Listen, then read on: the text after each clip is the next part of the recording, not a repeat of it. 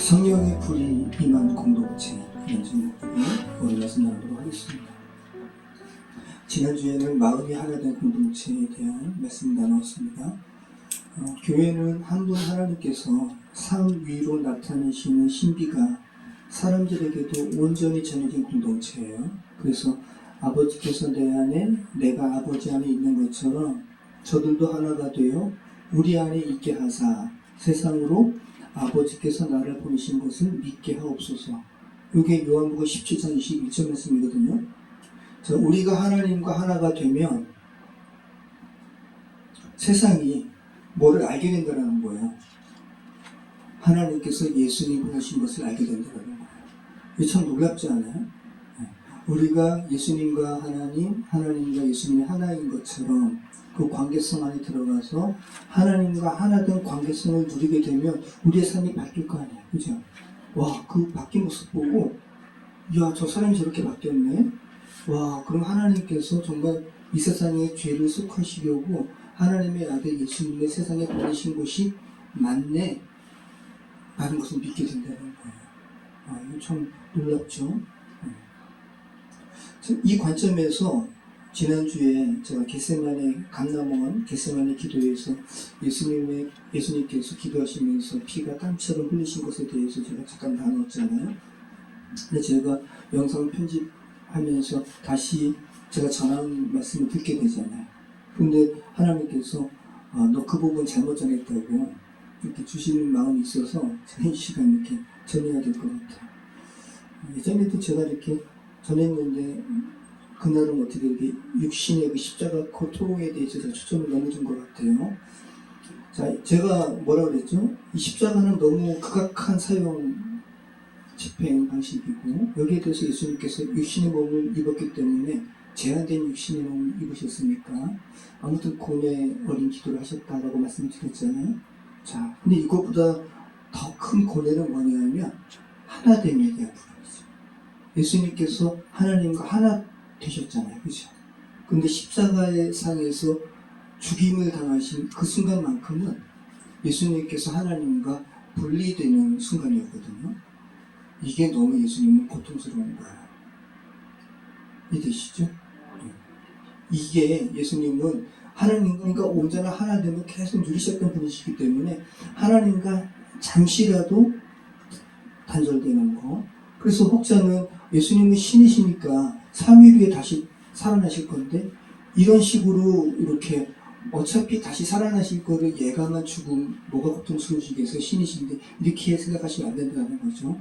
우리는 예수님과 하나님의 하나됨이 얼마나 그분에게 있어서 결코 분리되는 것을 가능해하는 것을 허용하지 못할 만큼 온전한 하나됨이었다는 것을 우리는 자꾸 그 부분을 우리 생각해 하셔야 되는 거예요. 그리고 주께서는 하루가 1000년 같고 1000년이 하루 같은. 그러니까 예수님께서는 비록 3일 동안의 죽음으로 인한 사망에 이렇게 매인바 되셨지만 예수님께서는 우리 인간의 수치로 생각한다면 3000년이 넘을 수 있는, 그죠? 결코 예수님은 경험하고 싶지 않은 하나님과의 분리를 정말 이 자를 내게서 옮기시옵소서라고 기도를 할 만큼 하나님과의 분리를 예수님은 너무 엄청난 스트레스고 고뇌였다는 그 부분을 다시 한번 생각해 보세요. 근데 우리는 예수님 또 하나님과 이렇게 떠난 삶에 대해서 하나도 경각심도 못 느끼고, 그죠? 그렇잖아요. 그런 부분에 대해서 여러분 생각을 하셨으면 좋겠습니다. 자, 그래서 예수님께서 돌아가실 때 하나님도 눈을 감으셨잖아요. 그래서 멜 깁슨이 만든 패션 오브 크라이스트에서는 그 하나님께서 눈을 감으신 모습 성경에도 나오죠. 예수님께서 숨을 거두실 때 세상에 흑암이 임했죠. 주께서 눈을 감으시는 거예요. 그리고 그 표현을 하나님의 하늘에서 눈물 한 방울 떨어져가지고 십자가에 딱 떨어지잖아요. 하나님도 고통스러우셨고 예수님도 고통스러우셨습니다. 우리가 다시 하나님과 하나 되게 하는 것을 주께서 허용하기 위해서, 이끄시기 위해서 하나님께서 예수님과의 분리를 감내하셨다는 것, 예수님도 감내하셨다는 것, 그 부분 여러분 다시 한번 기억하시기 바랍니다. 자, 오늘 말씀 1절로 우리 4절 말씀 같이 읽겠습니다. 1절로 4절입니다.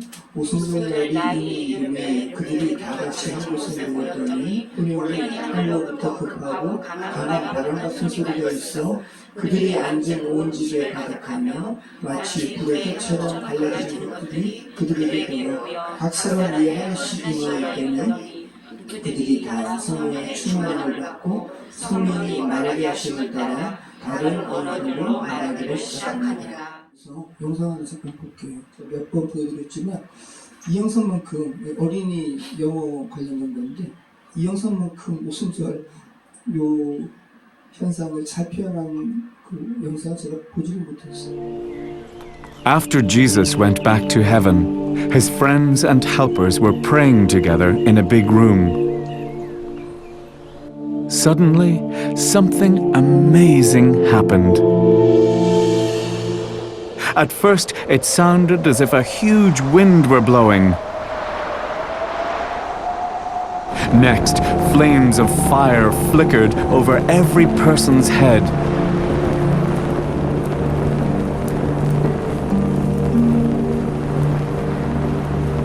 Then God's Spirit came, and everyone began to speak in different languages. This was the gift from God that Jesus had promised his followers. The day that God's Spirit came to Jesus' followers, there were people from many countries in Jerusalem. These people spoke different languages. When they heard Jesus' friends praying, they went to see what the noise was all about.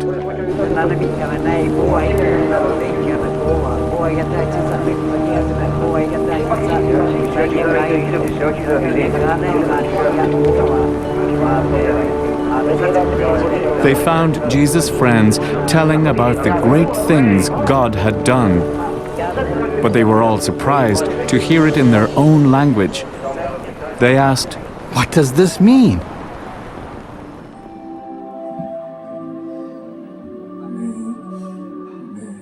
이러한 치유가 우리 삶에 일어나기를. 자, 오순절날이 임했습니다. 여러분, 오순절은 헬라어로 펜테코스테예요. 50번째라는 뜻이에요. 50번째. 자, 그래서 그 미국의 국방성을 뭐라 그래요?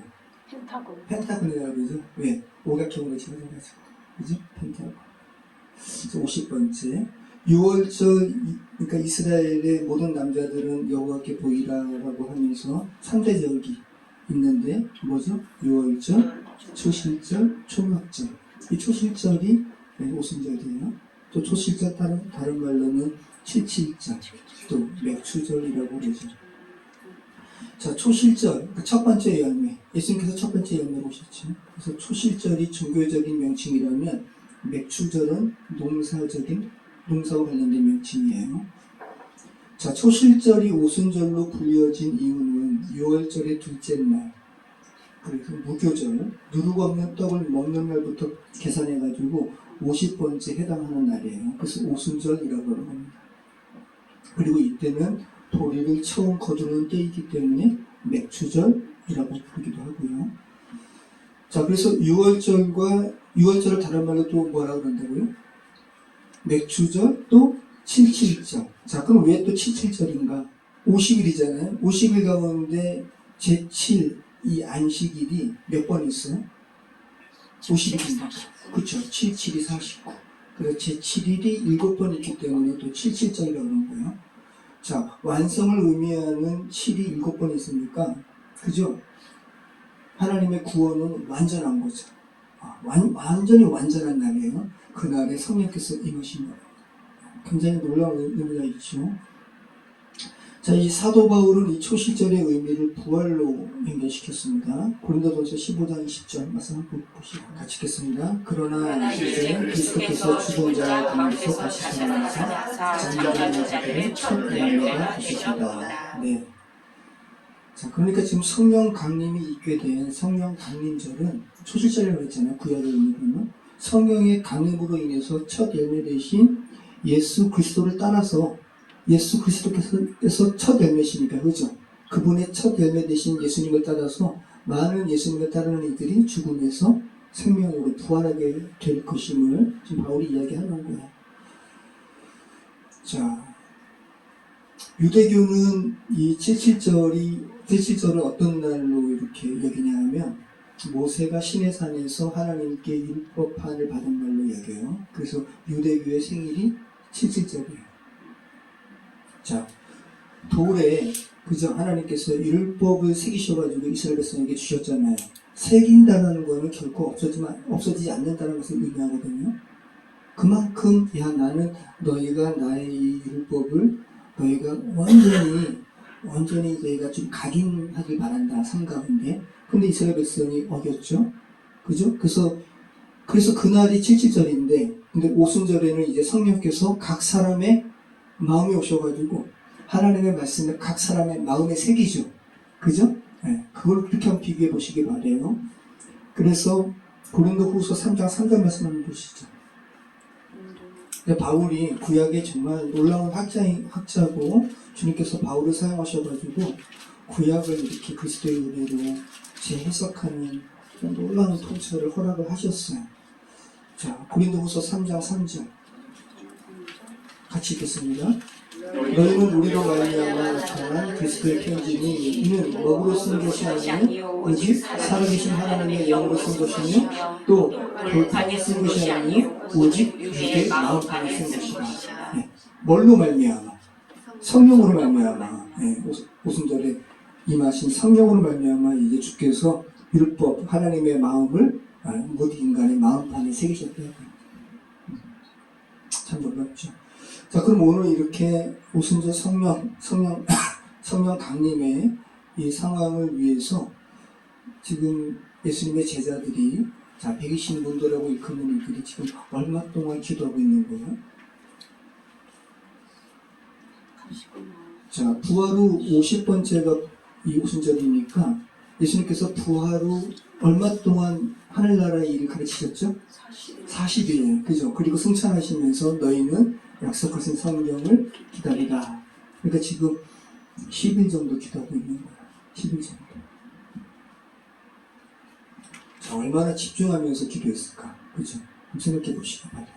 자, 우리 2절, 3절 같이 다시 한번 가보겠습니다. 2절, 3절입니다. 호련히 하늘로부터 급하고 강한 바람 같은 소리가 있어 그들이 앉은 온 집에 가득하며 마치 배처럼 갈라지는 것들이 그들에게 보여 각 사람 위에 하나씩 임하였더니. 지금 누가가 성령 강림의 사건을 두 가지 소재로 지금 표현하고 있거든요. 그러니까 이게 보이지 않는 성령께서 임하신 사건인데 누가는 기록을 하는 거죠. 자, 첫 번째는 급하고 강한 바람 같은 소리. 또 하나는 불의 혀처럼 갈라지는 광경으로. 자, 그래서 이 바람과 불이 오순절을 의미하는 2대 상징이라 볼 수 있는 거예요. 여러분, 정말 바람은 정말 신비로운 거죠. 형체는 보이지 않는데 분명히 바람으로 인한 어떤 효과가 나타나는 거죠. 예수님께서도 니고데모에게 뭐라고 말씀하세요? 성령으로 난 사람은 뭐와 같은 사람이다? 바람과 같은 사람이다. 자, 그리고 불이에요. 불. 여러분, 불은 가시적으로 보이는 하나님의 임재를 상징하는 것이기도 하지만 불은 또 태우죠. 그죠? 불결한 죄를 태우는 또 이 상징으로 우리는 알게 돼요. 성령 강림의 이 현상을 누가가 바람과 불로 이렇게 표현하고 있다는 걸 기억하시기 바라요. 제가 예전에 이 바람과 같은 자에 대해서 여러분 다 성령으로 난 자와 같은 삶을 살기를 원하시죠, 그죠? 그럼 여러분이 그러면 성령으로 난 자와 같은 삶을 살려면 예수님께서 니고데모에게 말씀하신 것처럼 바람 같은 삶을 사셔야 되는데, 그죠? 바람 같은 삶은 바람으로 비유한다면 여러분이 어떤 삶이 바람 같은 삶이에요? 그렇죠? 여러분의 이 죄된 속성은 보이지 않으면서 정말 이렇게 성령의 감동으로 뭔가 하늘의 일을 하는 거죠. 여러분이 하나님의 도구가 되어가지고 여러분이 사용됐지만 여러분은 보이지 않는 거죠. 이게 바람과 같은 삶이에요. 예전에 제가 나눴어요. 김용현 씨에 대해서 제가 나눴죠. 기억나시나요? 김용현. 김용현이라는 사람이 있어요. 이름이 본명이죠.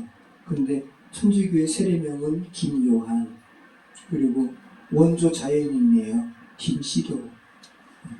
다 동일 인물인데 정말 바람과 같은 삶을 사셨어요. 지금도 살아계시는데 민주화 운동하고 사회 사업 운동을 할 때는 김요한이라는 이름이에요. 그러면서 암흑한 시대를 살았으니까 그리고 뭐라 그러죠? 의문사도 이분이 같이 정말 하나님의 마음으로 그 의문사를 당한 가족의 편에서 그걸 들추어내고 그리고 이렇게 결과가 되면 나타나면 또 이렇게 사라지고 파라과이 가셔가지고 파라과이에서 교민 총무를 맡으셨어요. 그래서 교민 총무 일이 월급도 많지 않고 되게 힘든 일인데 총무를 근데 그렇잖아요. 그런데 그 일을 쪽잠 자면서 다 처리하고 또 당시에 파라과이도 한국의 군부 통치 못지않게 굉장히 독재 정치였나요. 그런데 파라과이 한 수녀님께서 그 군부 독재 타도하는 시위하다가 돌아가셨나봐요. 그러니까 파라과이 군 당국에서 본보기를 보이려고 시신을 수습하지 못하도록 그대로 내버려 두도록. 그런데 김용현 씨가 또 수습하면서 나중에 40년 지난 다음에 그 수모에 대한 이야기를 하면서 많이 오시고 자, 그 다음에는 또 1987년에 박정철 고문치사 사건 소식을 접하고 김용현 씨가 파라과이에서 한국으로 또 귀국을 해요. 그리고 그 의문사 진상 규명에 또 참여하고 그 다음에 아까 드린 말씀처럼 또 어떤 군대 내에서 또 한 상병이 죽은 사건을 또 이렇게 밝히고 또 사라지고 정말 놀라워요. 그 다음에는 이제 이분이 강원도로 가셔가지고 정말 원조 자연인이라 그래요. 지금 자연인 TV에 나오잖아요. 이분은 1980년대에 그런 자연인의 삶을 산 거니까.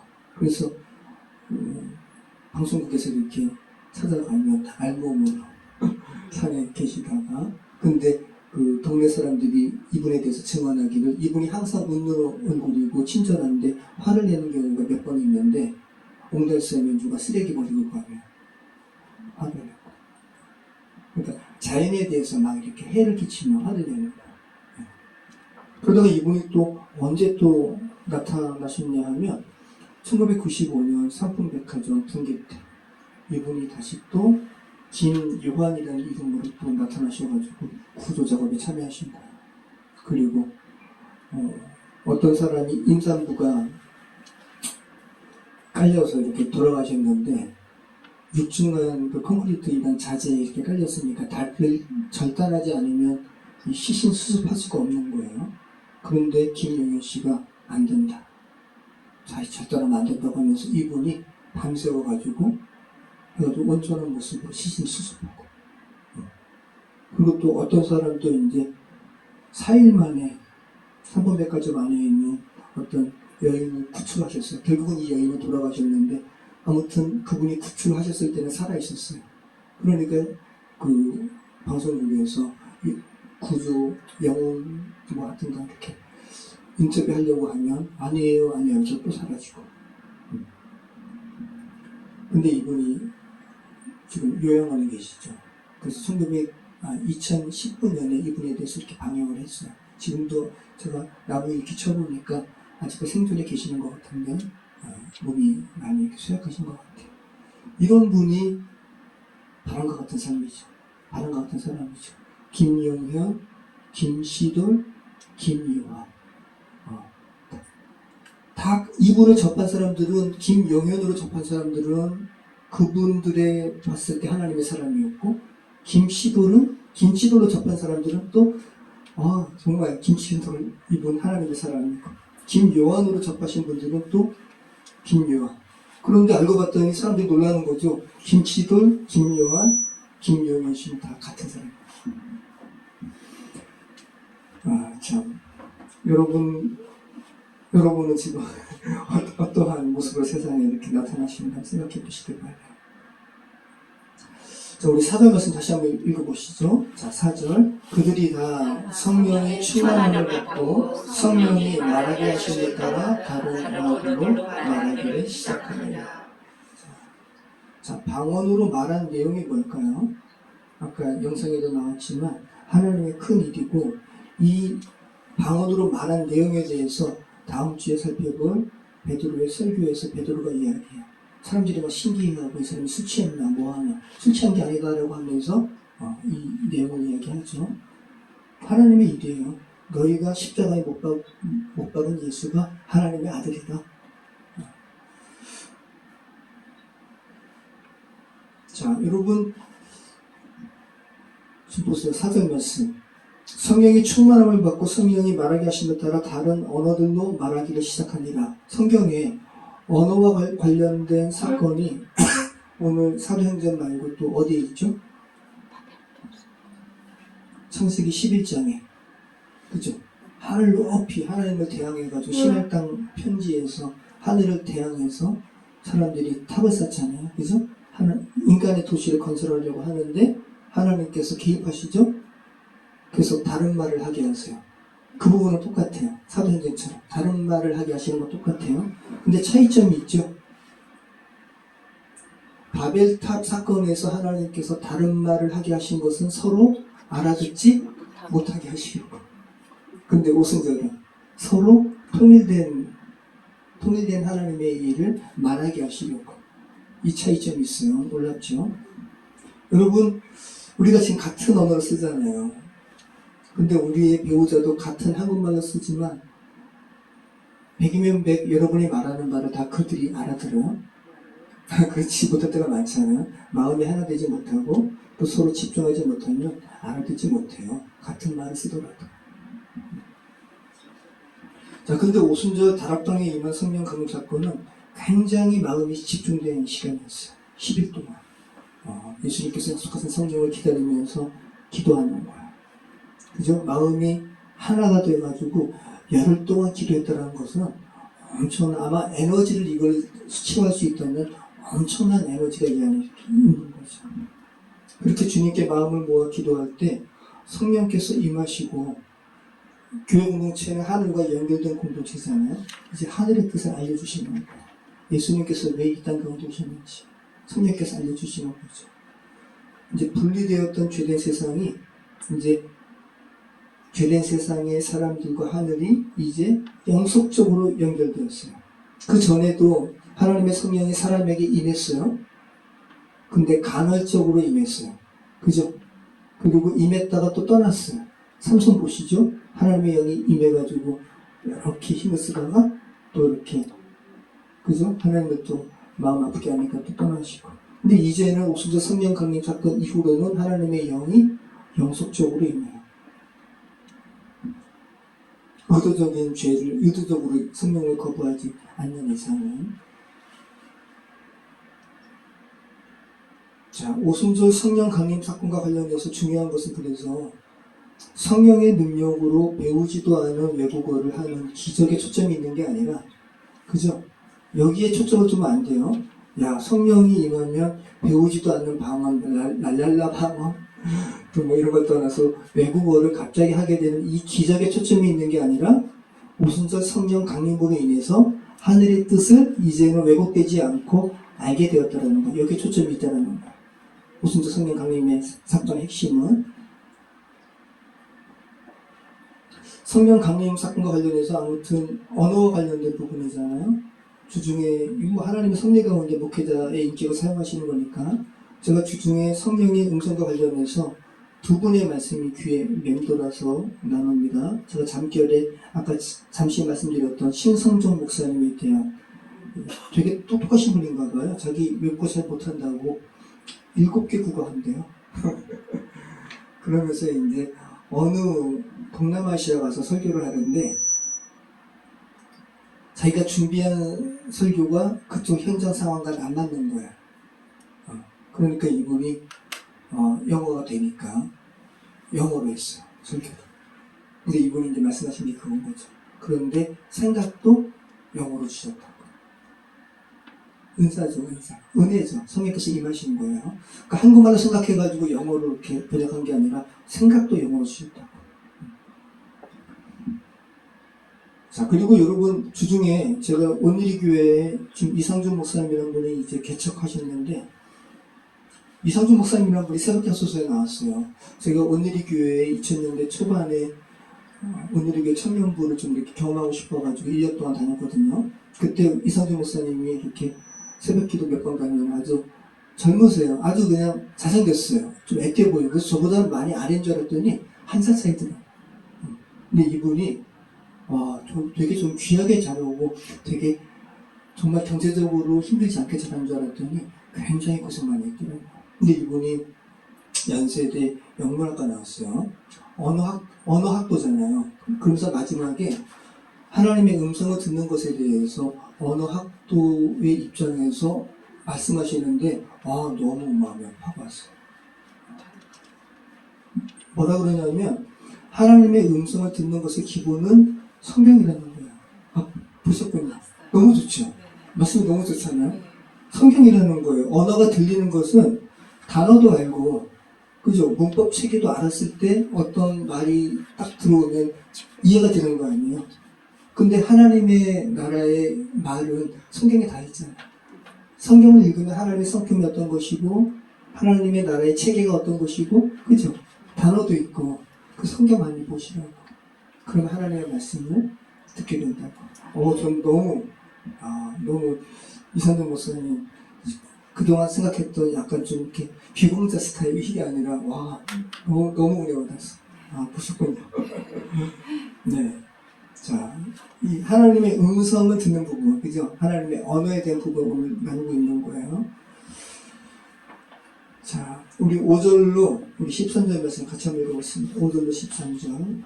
그때 경건한 유대인들이 천하 각국으로 돌아와서 예루살렘에 머물러 있더니 이 소리가 나니 큰 무리가 모여 각각 자기의 방언으로 제자들이 말하는 것을 듣고서 소동하여 다 말라 신기하게 이르되 보라 이 말하는 사람들이 다 갈릴리 사람이 아니냐 우리 각 사람이 나누고 방언으로 듣게 되는 것이 어쩌면 우리는 바레인과 메레인과 헬라인과 또 메소포타미아, 유대와 갑바도기와 본도와 아시아, 브루기아와 반데리아, 애국과 및 그레네에 가까운 미디와 여러 지방에 사는 사람들과 로마로부터 온 나그네, 그 유대인과 유대교에 들어온 사람들과 그레네인과 아라비아 애국과 우리가 다 우리의 언어로 각 언어로 하나님의 큰 일을 말하며 듣는다라 하고 다 놀라며 당황하여 서로 이르되 이 어찌된 일이냐 하며 또 어떤 이들은 서로 조롱하이르되 그들이 세수를 취하였다 하더라. 네. 자, 그래서 오순절 성령 강림에 임한 이 방언의 사건은 그냥 천상의 방언이 아니에요. 이때 임한 방언은 물리적인 지구상에 있었던 방언인 거예요. 네. 유대의 유월절 또 오순절에 절기를 지키러 와가지고, 그죠? 예를 들어서 한국인인데 미국인 디아스포라가 있잖아요.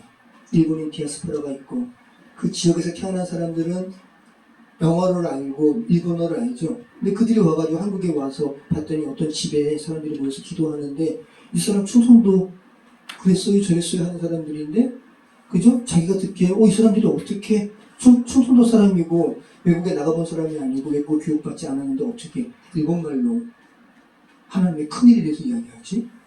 그죠? 미국에서 온 디아스포라는 이 사람 충청도 사람인데 어떻게 영어로 말하지? 이런 부분인 거죠.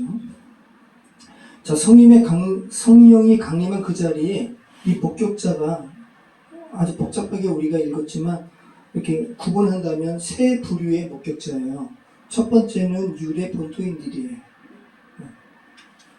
그리고 두 번째는 메시아를 기다리며 세계 각국 당시에 디아스포라들이 올라와가지고 예루살렘에 장기간 거주했던 사람들이 형식적으로가 아니라 진심으로 하나님을 사랑하고 율법을 준수한 사람들이 오순절 다락방에 임한 이 성령 강림 사건을 목도했어요. 하나님께서 이런 자들에게 하나님을 정말 사랑한 자들에게 최초로 복음이 무엇인지 복음의 문을 열어주셨다는 거 여러분 기억하시기 바라요. 관심이 있는 자에게 하나님께서 하나님의 나라의 이런 복음을 알게 하셨다는 것. 그리고 두 번째는 예루살렘에 머물러 있더니라고 나와 있잖아요. 이들은 일시적인 방문자들이 아니라 굉장히 더 적극적으로 하나님의 나라를 사모했어요.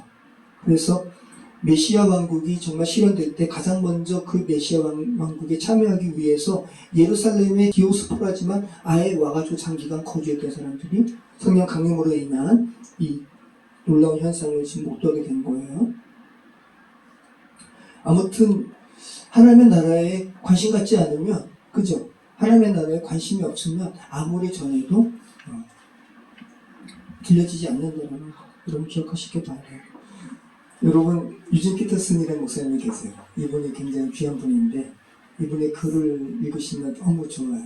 정말 이렇게 하나님의 마음을 헬라어 또 히브리어 아주 탁월한 학자이기도 하고 목회자이거든요. 그래서 글을 이렇게 풀어 쓰는데 제가 이분의 글의 뒤에 에필로그 부분인가에서 제가 참 특별한 이분의 그 경험을 이렇게 나눈 것을 제가 기억하는데 오늘 언어와 관련해서 맥락을 같이 합니다. 이분이 사모님과 함께 어떤 병원에서 열린 강연을 본 거예요.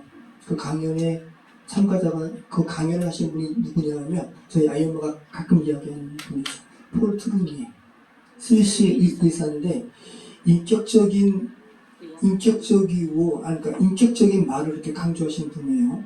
기술적인 의학만 이렇게 존재했던 시기에 이 사람은 의술 플러스 인간 이해, 깊은 인간 이해, 그리고 기독교죠. 종교가 결합되어야만 온전한 치유가 일어난다고 주장하는 사람이에요. 폴 트루니. 자, 굉장한 분이죠. 그래서 여러 좋은 책도 많이 써가지고 이분이 프랑스 사람이에요. 폴 트루니. 그래서 프랑스어로 이렇게 와서 강연을 한 거 아니에요. 유진 피터슨은 프랑스어 몰라요. 그럼 중간에 통역자가 있었을 거 아니에요. 그죠? 자, 그런데 너무 좋은 강연이었기 때문에 유진 피터슨 목사님이 너무 만족하는 거예요. 너무 좋은 강연이다. 그러면서 집으로 돌아가는 길에 아내에게 정말 이렇게 대화 나누는 거죠. 너무 좋은 강연이었다고. 그러면서 사모가 그 유진 피터슨 목사님 사모님이 말씀하시는 거예요. 여보 정말 너무 좋은 강연이었지 않냐고. 통역도 훌륭했다고. 그죠? 그랬더니 유진 피터슨이 통역이 있었어요? 라고 하는 거예요. 그럼요. 유진 피터슨 당시에는 프랑스어 모르잖아요. 통역이 있었죠? 프랑스어를 영어로 통역하던 그 자매 기억 안 나세요? 라고 하니까 유진 피터슨이 그제서야 통역자가 기억이 나는 거예요. 맞다. 강연자의 약간 뒤편에서 나지막히 통역을 하는 그 자매가 비로소 맞다. 통역을 했지. 그 자매가. 근데 여러분 일반적으로 통역을 하면 통역자가 본 강연자의 것뿐만 아니라 통역자의 그 스스로의 어떤 것도 드러나게 된다는 거예요. 그런데 유진 피터슨이 폴 트루니의 이 박사님의 강의를 들었을 때는 그 통역자는 정말 투명인간처럼 온전히 폴 트루니의 박사님의 그 말씀만 온전히 증거를 한 거죠. 유진 피터슨이 거기에 굉장히 놀라운 것을 고백을 하는 거예요. 그러면서 지난주에 그 요셉과 청지기의 하나 된 이것도 비슷한 거죠. 그죠? 네. 여러분 성령 충만함을 받고 하늘의 뜻을 알게 된 저와 여러분이 이 세상에서 이 폴 트루니의 통역자와 같은 삶을 살 수만 있다면 얼마나 좋을까요? 그죠? 근데 여러분 이것이 그 통역자가 로봇 같은 존재였다고 이야기하는 게 아니에요. 하나님은 우리의 각각의 인격을 사용하세요. 그죠? 성경 66권, 그죠? 많은 저자들이 각각의 인격을 드러내면서 쓴 거예요. 그런데 죄성은 드러나지 않아요. 그 부분을 여러분 기억하시기 바랍니다. 만약에 성경의 저자들이 개인의 죄성으로 인해서 하나님의 복음을 오역하거나 또 잘못 썼다면 하나님의 섭리 가운데 성경에 포함되지 않았겠죠. 그죠? 자, 여러분이 정말 하나님의 영으로 충만한 가운데 여러분의 죄성은 주께서 제거하면서 여러분의 하지만 고유한 여러분 개개인의 인격을 사용하셔서 하나님 하늘나라에 이 소식을 죄된 주변인들에게 가감 없이 온전히 증거하시는 저희 여러분의 삶이 되었으면 좋겠습니다. 기도하겠습니다. 참 좋으신 하나님 감사합니다. 오늘 오순절 성령 강림의 사건을 저희가 봅니다. 정말 너무 놀라운 은혜의 순간을 저희가 봅니다. 여호와 하나님, 오늘날도 저희가 주께서 저희 인격 가운데 오셔서 충만히 주의 영으로 거하시길 소망합니다. 아버지 하나님, 단순히 외국어를 기적적으로 하는 것이 아니라 하늘의 뜻을 우리가 왜곡되지 아니한 채 이해하고 또 그런 하늘의 뜻을 세상에 증거하는 것 자체가 놀라운 기적임을 고백합니다. 여호와 하나님, 저희의 입술을 기름 부어주시고 또 저희의 인격을 주께서 사용하여 주셔서 오순절 성령 강림 사건에 임했던 그것을 경험했던 사람들처럼 죄된 세상에 주의 복음을 증거하는 우리의 인생 되게 하여 주시옵소서. 예수 그리스도 이름으로 기도합니다. 아멘.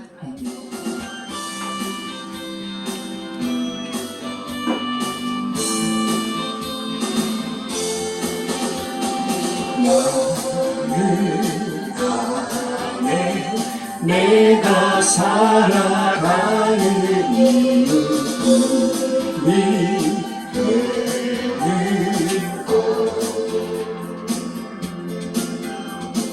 작은 불이 큰 산 모두 태우듯이 나를 쓰소서. 불을 내려주소서. 내게 성령의 불을 죽어질 영혼 살릴 수 있도록 나를 태워주소서. 제가 위에 나를 들이는 열방의 불로 세우소서. 주발 앞에 신을 벗고 기도하니 불을 주소서.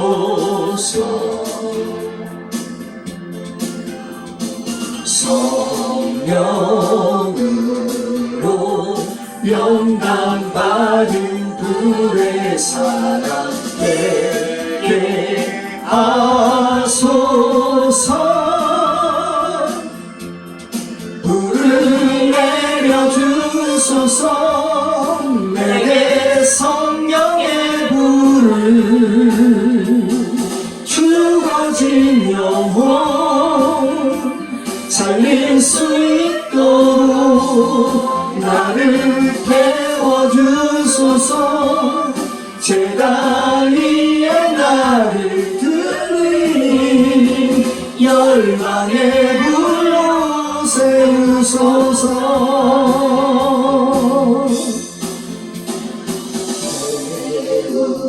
세우소서. 부으소서. 성령의 불을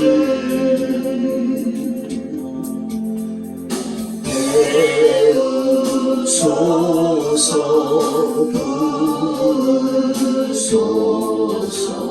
성령의 불을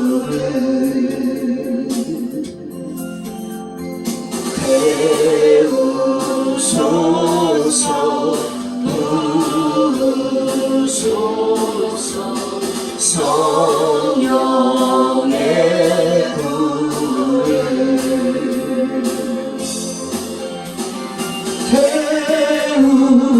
태우소서. 부으소서. 성령의 불을